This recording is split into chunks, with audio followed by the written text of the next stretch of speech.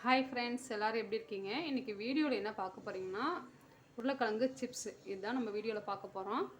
அதுக்கு முன்னாடி என் சேனலுக்கு மறக்காமல் சப்ஸ்கிரைப் பண்ணிடுங்க. வாங்க வீடியோக்குள்ளே போகலாம்.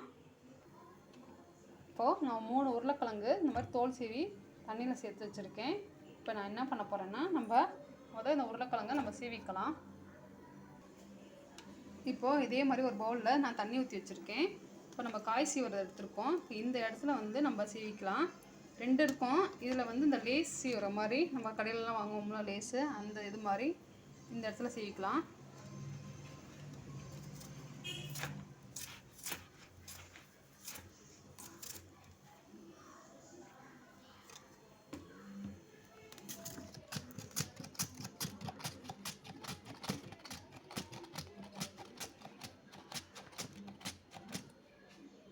இந்த பாருங்கள், இந்த மாதிரி அழகாக சீவிக்கும் பாருங்கள். இது மாதிரி எல்லாத்தையும் நம்ம சீவிக்கலாம்.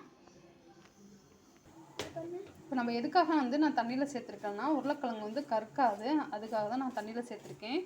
இப்போ ஒரு கடாயில் தண்ணியை நல்லா கொதிக்க வச்சுருக்கேன். இப்போ இந்த உருளைக்கிழங்கு நம்ம அதில் சேர்த்துடலாம்.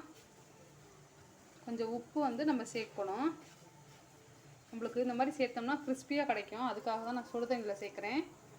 ஒரு 5 நிமிஷம் இருந்தால் போதும், ரொம்ப தேவையில்லை.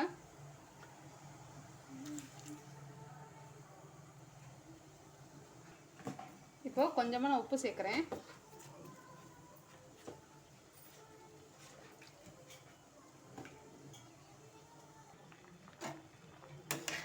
இப்போது இந்த ஸ்டேஜ் கரெக்டான ஸ்டேஜ் தான். இப்போ நம்ம எடுத்துடலாம். இதை நம்ம 10 நிமிஷத்துக்கு மேலே ஆயிடுச்சு. ரொம்ப நேரம் வேக வைக்க தேவை கிடையாது. இதை இப்போ நம்ம வடிகட்டிடலாம்.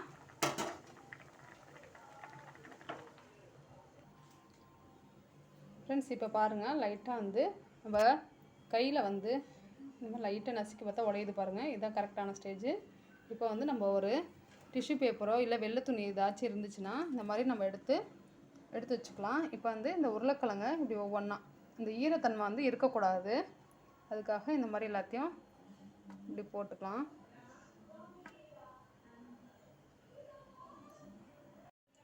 இந்த மாதிரி தட்டில் நம்ம இந்த மாதிரி ஒவ்வொன்றா நம்ம எடுத்து வச்சிடணும். இப்போ இதுக்கு மேலே இந்த டிஷ்யூ பேப்பரை வச்சு இப்படி ஒத்தி எடுத்தோம்னா இந்த தண்ணியெல்லாம் வந்துடும். ஒரு 10 நிமிஷத்துக்கு இப்படியே இருந்துச்சுன்னா போதும்.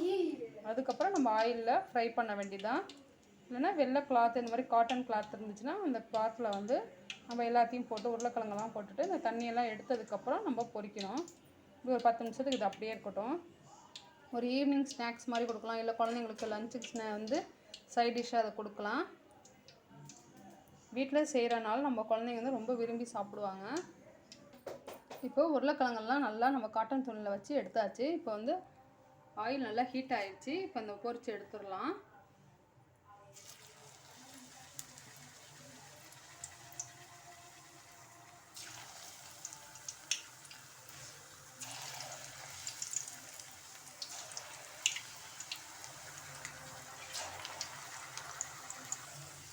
ஃப்ரெண்ட்ஸ், பாருங்கள், நம்ம கடையில் வாங்கின சிப்ஸு மாதிரியே இருக்குது பாருங்கள். லேஸ் சிப்ஸ் இருக்கும்ல, அதே மாதிரி தான் இருக்குது. பார்க்கவே சூப்பராக இருக்குல்ல. நம்மளுக்கு அந்த சத்தம் அடங்கினதுக்கப்புறம் தான் நம்ம இந்த சிப்ஸை எடுக்கணும்.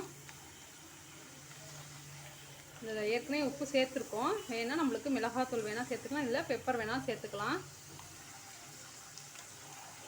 பார்க்கவே பாருங்கள், சூப்பராக இருக்குது.